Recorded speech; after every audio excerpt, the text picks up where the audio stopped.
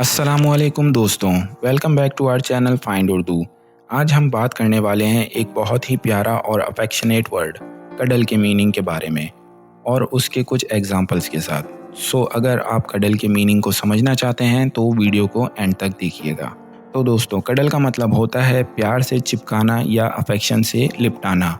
जब आप किसी को प्यार या अफेक्शन से अपने पास बिठाकर उनको हग या किस करते हैं तो वो एक्ट कडलिंग कहलाता है। एक एग्जाम्पल से आपको समझा देते हैं। अगर आपका कोई छोटा सा बच्चा है और आप उसको रात को नींद से जागते हुए प्यार से अपने पास लेकर सुलाते हैं तो आप उस बच्चे के साथ कडल कर रहे हैं। So in English you can say I love to cuddle with my baby every night. और अब दूसरा एग्जाम्पल, अगर आप अपने पार्टनर के साथ कूजी बेड पर बैठे हैं और आप दोनों एक दूसरे के साथ अफेक्शनेटली हग कर रहे हैं तो आप कडल कर रहे हैं। In English you can say we love to cuddle on cold winter nights. तो दोस्तों, आज हमने कडल वर्ड के मतलब और कुछ एग्जाम्पल्स देखे। अब आप समझ गए हैं कि कडल का क्या मतलब होता है और कैसे यूज़ करना है।